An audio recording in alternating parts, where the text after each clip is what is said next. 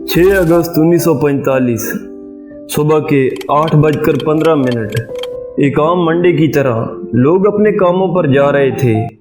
बच्चे स्कूल के लिए निकल चुके थे। किसी ने नाश्ता मुकम्मल किया और किसी ने अपनी ज़िंदगी का आखिरी गुड मॉर्निंग बोला। फिर आसमान से एक रोशनी और पूरा शहर राख के ढेर में बदल गया।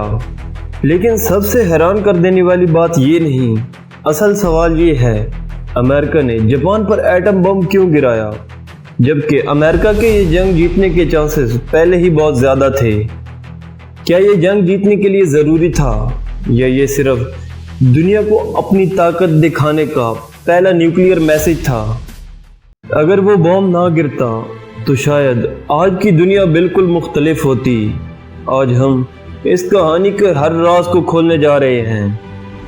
1945 वर्ल्ड वॉर अपनी आखिरी मरहल में थी। जर्मनी पहले ही सरेंडर कर चुका था, लेकिन पैसिफिक ओशन में अमेरिका और जापान की लड़ाई और भी घातक होती जा रही थी। जापान अपनी आखिरी सांस तक लड़ रहा था। उनका कॉन्सेप्ट क्लियर था कि सरेंडर से बेहतर मौत है। इसलिए अमेरिका को एक भी आइलैंड जीतने के लिए लाखों जानें गंवानी पड़ती थी।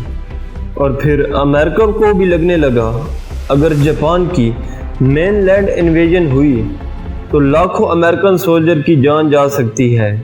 क्या सिर्फ यही वजह थी यह कहानी और भी कई हिस्से गहरी थी? 1942 अमेरिका ने हिस्ट्री का सबसे बड़ा साइंटिफिक प्रोजेक्ट शुरू किया, मैनहट्टन प्रोजेक्ट। अमेरिका का सिर्फ एक ही मकसद था, दुनिया का पहला एटॉमिक बम बनाना। हजारों साइंटिस्ट, अरबों डॉलर। 3 साल तक दुनिया को इस प्रोजेक्ट के बारे में पता नहीं चला। फिर 16 जुलाई 1945 न्यू मैक्सिको के डेजर्ट में दुनिया का पहला न्यूक्लियर टेस्ट हुआ। इस टेस्ट के बाद एक साइंटिस्ट ने सिर्फ इतना कहा, नाउ आई एम डेथ। उस वक्त साइंस ने दुनिया की सबसे डेंजर टेक्नोलॉजी इजाद की। अब सवाल ये था कि इसको पहली बार किस पर इस्तेमाल किया जाए।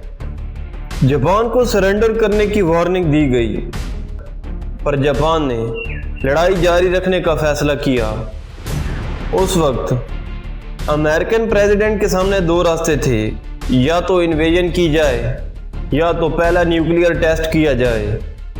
ये सिर्फ मिलिट्री डिसीजन नहीं था, ये हिस्ट्री का सबसे बड़ा कंट्रोवर्शियल मूवमेंट था। 6 अगस्त 1945 B-29 बॉम्बर एलेना गे हिरोशिमा के ऊपर पहुंचती है। एटम बॉम्ब का नाम था लिटिल बॉय। बॉम्ब गिरा और 43 सेकंड के अंदर बिल्डिंग हवा में उड़ गई और हजारों लोग मारे गए। हजारों लोग रेडिएशन की वजह से अगले कई दिनों में मारे गए। एक शहर जो कुछ लम्हों में तबाह हो गया।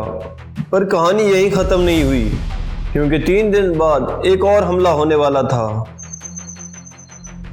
9 अगस्त 1945 दूसरा एटम बॉम्ब गिरता है, फर्टमैन। टारगेट पहले कोई और सिटी थी, लेकिन बादलों की वजह से नागासाकी टारगेट बनता है। फिर वही हुआ, कुछ लम्हों में एक और शहर तबाह हो गया। 2 इतनी बड़ी तबाहियों के बाद जापान ने सरेंडर कर दिया और वार ऑफिशियली ख़त्म हो गई। लेकिन क्या ये सही फैसला था? हिस्टोरियन की 2 राय हैं।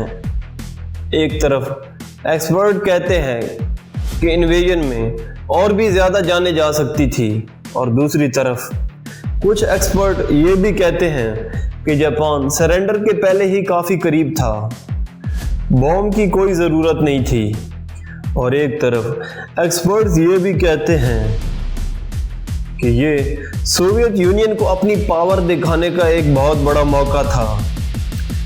अब सवाल ये है कि अगर दोबारा इसी तरह न्यूक्लियर जंग शुरू हो जाए तो क्या होगा? क्या फिर कोई बच पाएगा? क्योंकि उस वक्त न्यूक्लियर बॉम्ब सिर्फ अमेरिका के पास था। आज रशिया, इंडिया, पाकिस्तान, चाइना, इन सब मुल्कों के पास है। तो सवाल ये है कि तबाही कितनी बड़ी हो सकती है?